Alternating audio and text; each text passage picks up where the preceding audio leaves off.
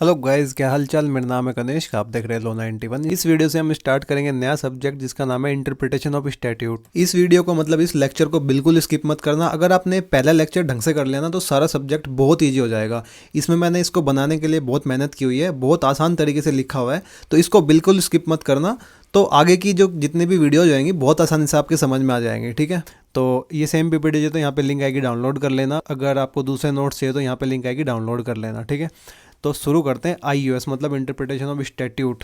आप एक बार video pause करके सोचो इंटरप्रिटेशन ऑफ स्टैट्यूट का क्या मतलब है, ठीक है। आपने अगर पहले पढ़ा होगा तो आपको पता ही होगा। इंटरप्रिटेशन ऑफ स्टैट्यूट का मतलब होता है, स्टैट्यूट का क्या मतलब होता है, स्टैट्यूट का मतलब होता है लॉ। लॉ मतलब कि एक्ट। लॉ कौन बनाता है? लेजिस्लेचर बनाता है। उनको इंटरप्रेट करने को बोलते हैं इंटरप्रिटेशन ऑफ स्टैट्यूट। सिंपल सी बात है भाई। आप सेक्शन देख रहे हो ना, कोई भी सेक्शन देख लो, आप सेक्शन 9 देख लो BNS का, ठीक है। सेक्शन 300 देख लो IPC का, सेक्शन कोई सा भी देख लो, सेक्शन 34 देख लो कॉन्ट्रैक्ट का। तो उसमें कितनी सारी टर्म्स यूज होते हैं, कितने सारे वर्ड्स यूज होते हैं, कितने सारे वर्ड्स के डिफरेंट डिफरेंट मतलब होते हैं, ठीक है। कंसिडरेशन का मतलब रियल लाइफ में कुछ और होता है, बैंक का मतलब रियल लाइफ में कुछ और होता है, लॉ में कुछ और होता है।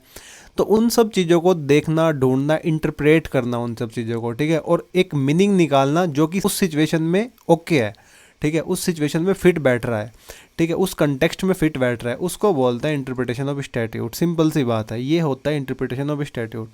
अब आपके बेसिक अगर समझ में आ गया ना तो सारा कुछ ईजी हो जाएगा, ठीक है।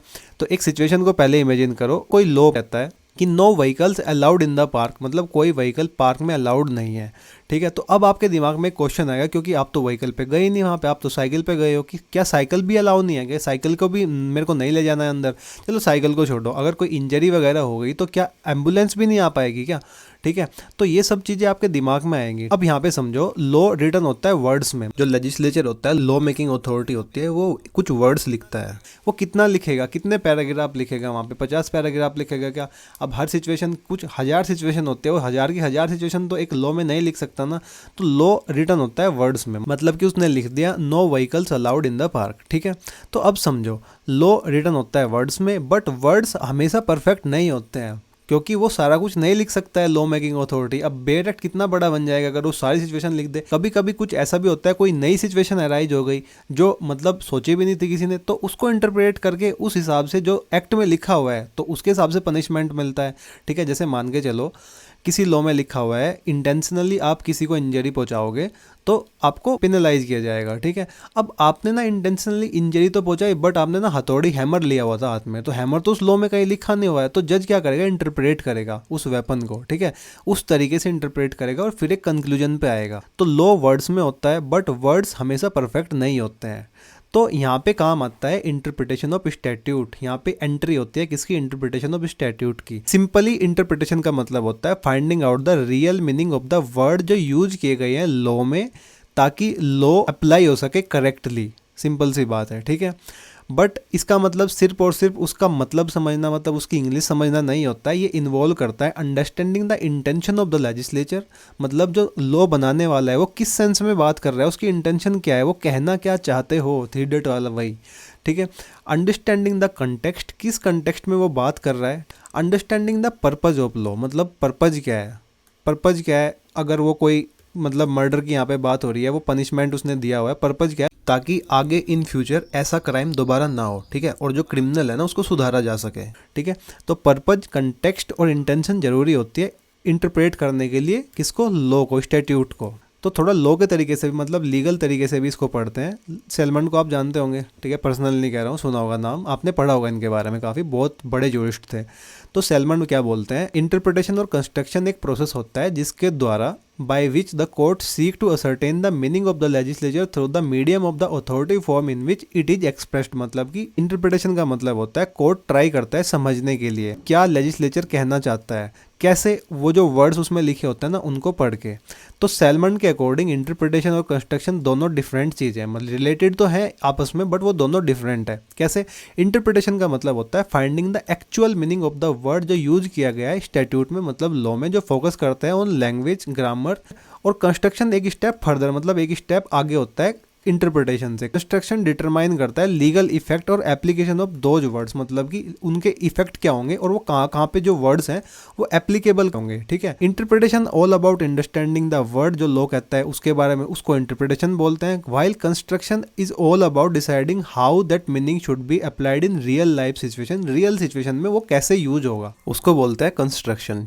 अब इसकी ज़रूरत क्या है भाई, मतलब नीड, मतलब ज़रूरत क्या है इसकी ज़रूरत सबसे बड़ी बात है कॉम्प्लेक्सिटी ऑफ लैंग्वेज, कि जो वर्ड्स होते हैं ना उनके डिफरेंट डिफरेंट मीनिंग होते हैं, तो उनको इंटरप्रेट करना जरूरी है। नेक्स्ट है अनफोर्सिन सिचुएशन, कुछ भी situation out of nowhere arise हो सकती है, कुछ भी हो सकता है। तो जो लेजिस्लेचर लॉ मेकिंग अथॉरिटी है वो क्या क्या लिखते हैं अपने एक्ट में, वो नहीं लिख सकते इतना सारा कुछ, तो उन सिचुएशंस को भी इंटरप्रेट करना पड़ता है एक्ट के हिसाब से, जो एक्ट में लिखा हुआ है। तो इसलिए नीड फॉर इंटरप्रिटेशन, मतलब इंटरप्रिटेशन की जरूरत इसलिए भी जरूरी है। एम्बिग्यूटी, मतलब जब हम ड्राफ्ट कर रहे होते हैं सेक्शंस तो कुछ वेग या फिर कोई डाउट वगैरह होते हैं उस टाइम पे, ठीक है, तो इसलिए भी इंटरप्रेट करना पड़ता है हमें लॉ को। लैक्यूना मतलब कि गैप्स, मतलब कि अगर गैप्स है लॉ में तो कोर्ट ट्राई करता है उस गैप को फिल करने में कैसे इंटरप्रेट करके लॉ को, ठीक है, ताकि जस्टिस डिनाई ना हो, मतलब कि मना ना किया जा सके किसी को भी जस्टिस। नेक्स्ट है object of interpretation, primary object होता है इंटरप्रिटेशन का डिटरमाइन करना इंटेंशन ऑफ लेजिस्लेचर। मैं इंटेंशन पे बहुत फोकस कर रहा हूँ, आपको भी फोकस करना है।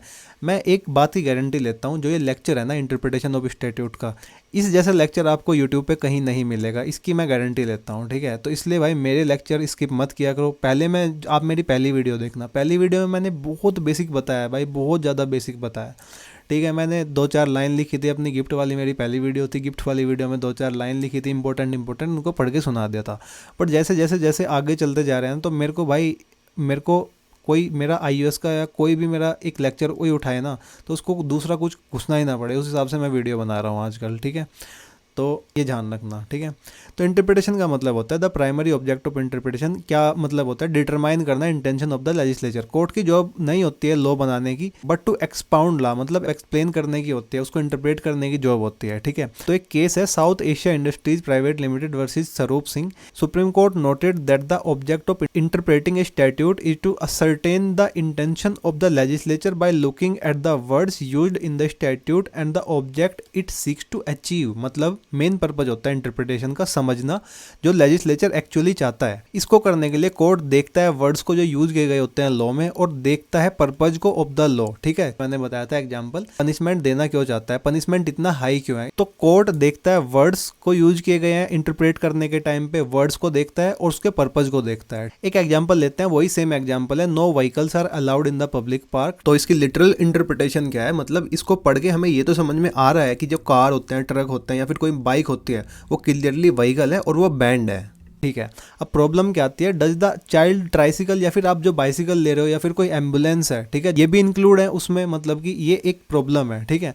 तो कोर्ट क्या करेगा, कोर्ट पर्पज देखेगा लॉ का, ठीक है, सेफ्टी और पीस वगैरह पार्क का वो देखेगा, और फिर डिसाइड करेगा कि जो बाइसिकल है, एम्बुलेंस है, वो एक्सक्लूड की जाएगी डेफिनेशन से व्हीकल की या फिर नहीं की जाएगी। तो इसको बोलते हैं, इस तरीके को बोलते हैं interpretation of law, interpretation of statute. Next है पर्पज ऑफ द इंटरप्रिटेशन, मतलब पर्पज क्या है। Fundamental purpose of interpretation is to ascertain the intention of the legislature. मैं बार बार ये लाइन लिख चुका हूँ। फर्स्ट है फाइंडिंग द मेंस लेजिस्लेटोरिस, मतलब जो लेजिस्लेटिव की इंटेंट होती है उसको हम बोलते हैं मेंस लेजिस्लेटोरिस। ये एक मैक्सिम है और इसको ध्यान रखना, ठीक है। iOS के एग्जाम में बहुत मैक्सिम्स आती हैं तो इनको नोट कर लेना। मेंस लेजिस्लेटोरिस मतलब कि the main goal of interpretation है to understand what law maker actually कहना क्या चाहते हो, ठीक है। जब वो लॉ बना रहे होते हैं उनका मतलब क्या है, जो लेजिस्लेचर्स होते हैं उनकी इंटेंट को समझना पहला पर्पज, मतलब मेन पर्पज होता है इंटरप्रिटेशन ऑफ स्टैट्यूट्स का। मतलब कोर्ट ट्राई करता है फाइंड करने के लिए why was this law made, क्या रीजन था इसके पीछे। रीजन को बोलते हैं ratio legis, reason of the law. Second है रिजॉल्विंग एम्बिग्यूटी। समटाइम जो वर्ड होते हैं ना उसके दो मीनिंग होते हैं, जैसे कि कंसिडरेशन या फिर बैंक, ठीक है। कंसिडरेशन का दो मीनिंग होता है, बैंक का मीनिंग फाइनेंशियल इंस्टीट्यूशन भी होता है, साइड ऑफ रिवर भी होता है। तो पर्पज ऑफ इंटरप्रिटेशन होता है डिसाइड करना कौन सा मीनिंग फिट कर रहा है उस कंटेक्स्ट में ऑफ द स्टैट्यूट। नेक्स्ट है to avoid absurdity and injustice. If a literal reading of the section leads to result that is nonsensical, मतलब अगर किसी सेक्शन का मतलब ठीक नहीं आ रहा है या फिर इम्पॉसिबल टू परफॉर्म आ रहा है और रिजल्ट दे रहा है ग्रेव इनजस्टिस, तो पर्पज होता है इंटरप्रिटेशन का फाइंड करना एक सेंसिबल मीनिंग जो कि अलाइन करे स्पिरिट ऑफ लॉ से। स्पिरिट ऑफ लॉ का वही मतलब होता है real purpose of the law, क्यों लॉ बनाया गया था, ये सब कुछ। Bridging the gap between law and society, law fix होता है मतलब कि स्टैटिक होता है, सोसाइटी यहाँ पे एस लगा लो, सोसाइटी चेंज होती रहती है। तो इंटरप्रिटेशन ऑफ स्टैट्यूज अलाउ करता है कोर्ट को अप्लाई करने के लिए, कोरिलेट करने के लिए जो नई टेक्नोलॉजी या चेंजेस होते हैं ना उनको पुराने लॉज से, ठीक है। क्योंकि जो लेजिस्लेचर होते हैं या फिर जो भी लॉ मेकिंग अथॉरिटीज होते हैं वो हर हफ्ते तो नया या हर साल तो नया एक्ट नहीं बना सकती ना, तो इसलिए कोर्ट क्या करता है, कोर्ट कोरिलेट करता है उन चीज़ों को लॉज से जो चेंजेज होते हैं सोसाइटी में या फिर टेक्नोलॉजीज में उनको। नेक्स्ट है स्कोप ऑफ इंटरप्रिटेशन। स्कोप का मतलब होता है बाउंड्रीज या फिर लिमिट्स जहाँ तक एक जज इंटरप्रेट कर सकता है लॉ को। Court can not simply do what ever its want, court वो नहीं कर सकता जो वो चाहता है, उसको फॉलो करना होता है कि स्ट्रक्चर्ड लीगल पाथ, ठीक है। सबसे पहला है explanation versus creation. Court can explain the law, मतलब जिसको बोलते हैं जस्ट डिक्री, ठीक है, बट वो नहीं बना सकता है नए लॉ को, जिसको बोलते हैं जस्ट डेयर। ध्यान रखना है, दो मैक्सिम याद कर लेना। कोर्ट सिर्फ एक्सप्लेन कर सकता है लॉ को बट वो नए लॉ नहीं बना सकता, ठीक है। फिलिंग लैक्यूना, मतलब कि if there is a casus omissus, मतलब कि एक case omitted by the legislature, उसको बोलते हैं कोशियस ओमिशियस, ठीक है।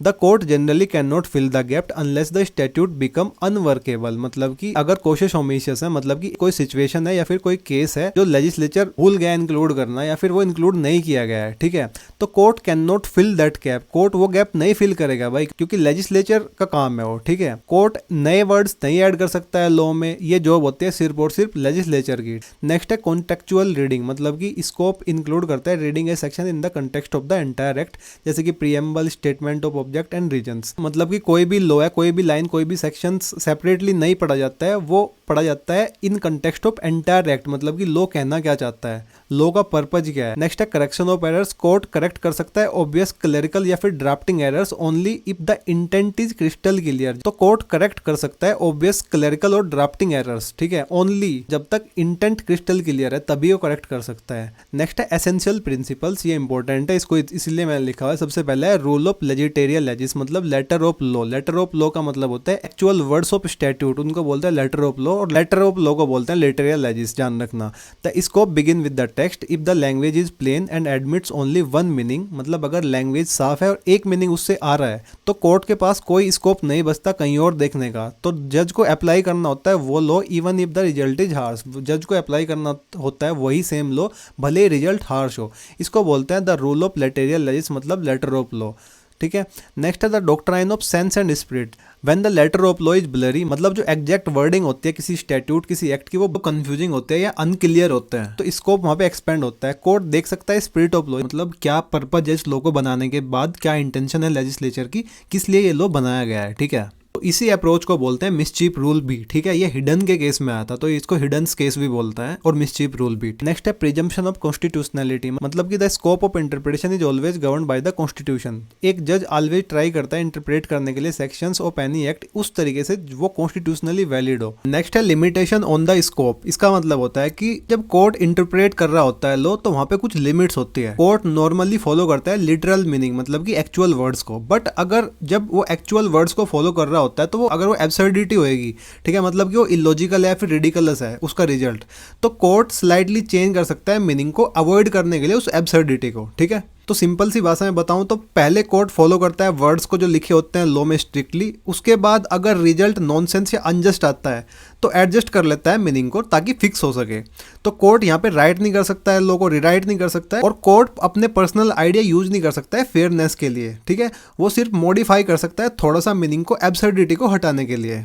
तो इसी चीज के लिए ये मैक्सिम है ए वर्बिस लेजिस नोन एज रेसिडेंडम। यहाँ पे एक प्रैक्टिकल एग्जांपल है, कंसीडर करो सेक्शन 300 आईपीसी का, मतलब जो मर्डर है, आईपीसी का ही ले लिया मैंने, बीएनएस का नहीं लिया। ये डिफाइन करता है when culpable homicide is murder. इसका पर्पज क्या है, to punish the highest degree of intentional killing, ठीक है। अब स्कोप ऑफ इंटरप्रिटेशन पढ़ते हैं। अगर कोई नया वेपन इन्वेंट किया गया है, ठीक है, जो मेंशन नहीं है, ठीक है, उस टेक्स्ट में, तो कोर्ट इंटरप्रेट करेगा intent to cause bodily injury, ठीक है, यही इंपॉर्टेंट है सेक्शन 300 में, ठीक है, to include injury caused by that new weapon. तो कोर्ट यहाँ पे कोई नया लॉ नहीं बनाएगा, ठीक है, ये एक्सटेंड करेगा existing scope to fulfil the original purpose. यहाँ पे बस एक्सटेंड किया गया है स्कोप को ताकि जो ओरिजिनल पर्पज है ना उसको फुलफिल किया जा सके। अब वो नया लॉ तो नहीं बना रहा है, ठीक है। तो यहाँ से आपको स्कोप ऑफ इंटरप्रिटेशन समझ में आ गया होगा।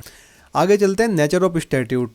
Nature of statute generally determine किए जाते हैं उसके सोर्स से, अथॉरिटी से और इंटेंट से। ठीक है, रिटन लॉ मतलब कि कॉमन लॉ की तरह नहीं होते हैं। कॉमन लॉ कौन से होते हैं? अनरिटन लॉज होते हैं जो डेवलप होते हैं बाय जजेस थ्रू डिसीजंस। ठीक है, स्टैच्यूटरी लॉ कौन से होते हैं? रिटन लॉ होते हैं जो पार्लियामेंट या फिर लेजिस्लेचर बनाता है। तो यहाँ पे क्या लिखा हुआ है? रिटन लॉ मतलब नेचर क्या है स्टैट्यूट की, अभी हम वो पढ़ रहे हैं। पहले तो बात ये रिटन लॉ है। लेस स्क्रिप्टा जिसको बोलते हैं रिटन लॉ, ये इनेक्ट किया जाता है by a competent legislative authority. Second है सोवरन विल, ये रिप्रेजेंट करता है formal will of the state to regulate the conduct of its citizen, मतलब कि गवर्नमेंट डिसाइड करती है क्या अलाउ है क्या नहीं अलाउ है, कौन से रूल पीपल को फॉलो करने हैं। ठीक है, तो स्टैट्यूट को बोला जाता है official command of the state. Next है मैंडेटरी और डायरेक्टरी। ए स्टैट्यूट में इधर कमांड एन एक्ट मैंडेटरी और merely permit suggest an act directly, मतलब कि समझाता हूँ। मैंडेटरी स्टैट्यूट कौन से होते हैं? जो स्ट्रिक्टली फॉलो किए जाने होते हैं, और डायरेक्टरी स्टैट्यूट कौन से होते हैं? जो स्ट्रिक्टली कंपलसरी नहीं होते हैं। ठीक है, अगर मैंडेटरी स्टैट्यूट को आप नहीं फॉलो करते हो तो एक्शन इनवैलिड हो जाएंगे। जैसे कि लॉ कहता है notice must be given before termination,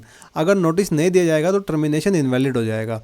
directory statute जो स्ट्रिक्टली कंपलसरी नहीं होते हैं, अगर नहीं फॉलो किए गए तो एक्शन हो सकता है वैलिड है। ठीक है, जैसे कि लॉ कहता है authority should decide with in 30 days. ठीक है, तो यहाँ पे अगर डिसीजन 35 दिन के बाद आता है तो भी वो वैलिड हो सकता है, ध्यान रखना। नेक्स्ट है ऑपरेटिव फोर्स। स्टैट्यूट मतलब कि एक लॉ में भी प्रोस्पेक्टिव, ठीक है, मतलब कि जो फ्यूचर एक्ट्स पे होता है, और रेट्रोस्पेक्टिव मतलब कि जो पास्ट एक्ट पे भी हो सकता है। हालांकि जो लॉ है ना वो जनरली प्रिज्यूम करता है कि जो स्टैट्यूट्स जो एक्ट्स है ना वो प्रोस्पेक्टिव हो जब तक लॉ नहीं कह रहा है उनको। ठीक है, तो नेचर 4 तरीके के होता है, रिटन होता है, सोवरन विल होती है, मैंडेटरी या फिर डायरेक्टरी हो सकते हैं, या फिर रेट्रोस्पेक्टिव हो सकते हैं, या प्रोस्पेक्टिव हो सकते हैं। ठीक है, नेक्स्ट है क्लासिफिकेशन ऑफ स्टैट्यूट। ये कैटेगराइज किए गए हैं based on their duration, nature of operation या फिर ऑब्जेक्टिव।